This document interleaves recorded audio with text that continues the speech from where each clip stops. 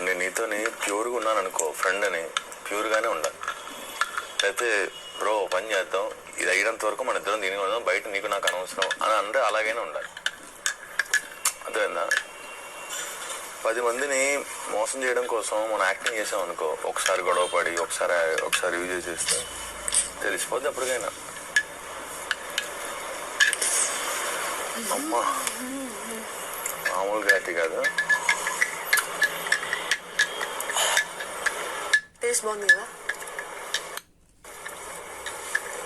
బోరను వీట తాగితే వేటి.